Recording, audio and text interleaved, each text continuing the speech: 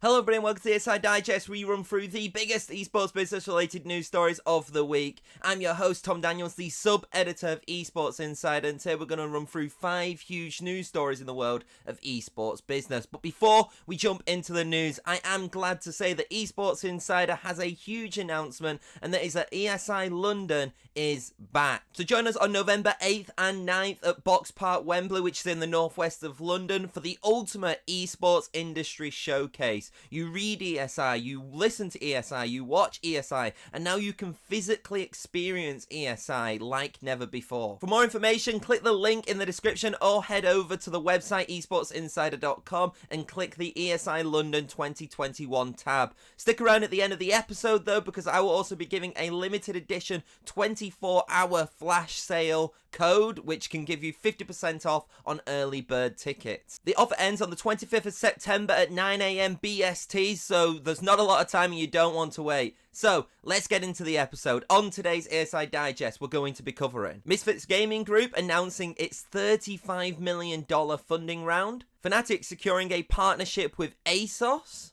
Team Nigma merging with Galaxy Racer to become Nigma Galaxy, TimTheTatman joining Complexity Gaming as a part owner. And finally, we're going to be talking about We Are Nations teaming up with Valve for Dota 2's The International 10. So, let's get into this. Our first story of the ESI Digest sees us talk about Misfits Gaming Group and their $35 million investment round, which was led by American broadcasting company EW Scripps Company. Now, according to the release, EW Scripps Company will invest $10 million into Misfits esports operations, which includes its Florida-based Overwatch League and Call of Duty franchises, as well as its European League of Legends team. As part of the investment, the company will also appoint a designee to Misfits Gaming Group's board of directors. Moreover, both parties have also established a strategic partnership alongside the investment. Now, this partnership will allow the broadcasting company to gain rights to distribute Misfits Gaming Group's content through its linear television platforms in Florida and also across the US. In addition to that, the partnership will also increase Florida advertisers' access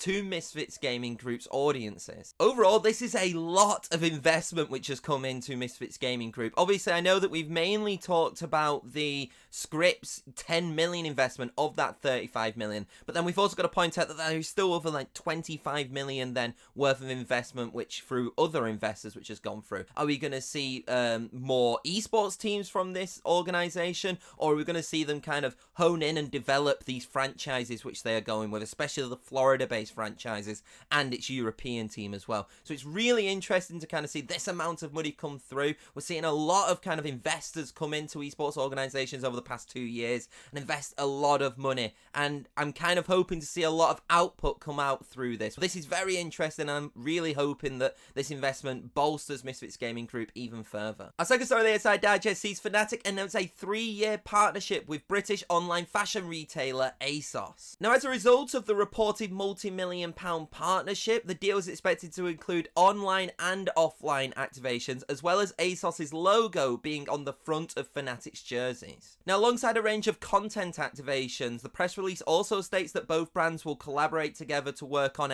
what they've described as a bespoke third alternative kit, as well as digital kits, branded in-game experiences, and digital products. Now, going further into those digital products and experiences, this is expected to include VR experiences and AR filters. I think Fnatic securing a front-of-shirt sponsor is very important. Obviously, it's taken a little bit of time since the OnePlus deal expired. Obviously, in April, Fnatic brought in Sport5, which is an agency, to try and help find a main front-of-shirt sponsor, and it looks like, you know, alongside them, they have done that. This is a very big deal. Obviously, if it's multi-million, which they've described it, I guess that it'll be very lucrative for them. Very interested to see what the content activations occur, and obviously this is a big sponsorship deal for the organization.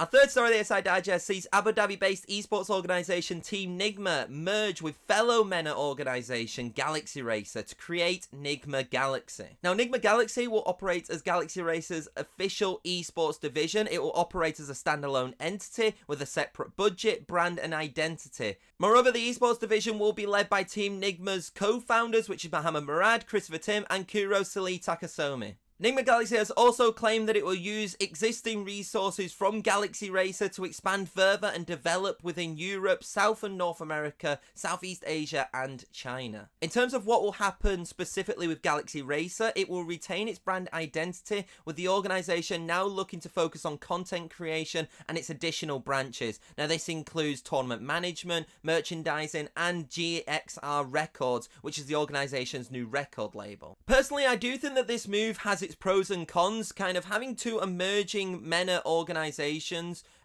merge can be seen as limiting kind of the competition, as competition breeds, greater rivalries, it breeds greater viewership, and as a result it could, breed essentially a development of the scene competitively. However, merging both of these sides together also makes one big powerhouse organisation. There isn't exactly like a top tier 1 esports organisation right now off the top of my head within that region, and perhaps Nigma Galaxy and Galaxy Racer could be that organisation now. A penultimate story of the ESI Digest sees Complexity Gaming announce that TimTheTatman has become a brand partner and a part owner of the North American esports organisation. Complexity has stated that TimTheTatman is expected to bring immediate revenue opportunities to the organisation through merchandise sales, marketing activations, personal appearances and branded content. In order to initiate these revenue opportunities, GameSquare, which is Complexity's parent company, intend to work with TimTheTatman to create exclusive merchandise collections, which will be made available online and during the welcoming ceremony, which will take place at Complexity's headquarters. Despite this being a significant deal, there isn't really much more to say about this partnership. However, I think that when you've got GameSquare kind of coming into Complexity and starting this kind of new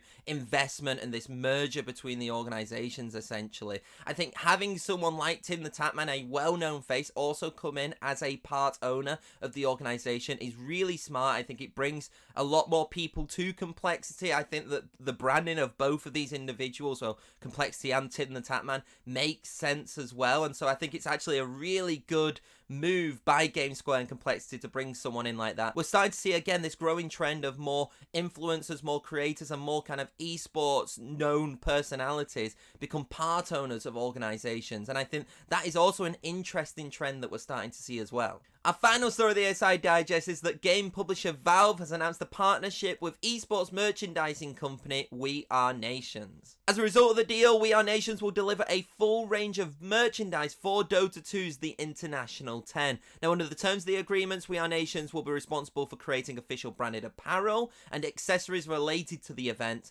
The collection will be retailed both at the event, and through a dedicated online store. Specific details such as what the merchandise will look like, when it will be released, and what it will be retailed at have not been revealed. However, this does mark another significant deal for We Are Nations, which includes partnering with the likes of Immortals for this zero profit pricing campaign, launching its own gaming apparel company as well on the side of We Are Nations called N2, and also joining Esports Fashion Week. So this is a significant deal for We Are Nations. It's also a really good deal for Valve as well, bringing in such a prominent esports merchandising company at this rate to kind of bring extra quality to merchandise, which will be coming specifically for the International 10. And that's it for this week's ESI Digest. If you do want to read up on any of the stories that I have covered and much, much more, then don't forget to head over to esportsinsider.com. And while you're there, you might as well head over to the ESI London 2021 page and type in the code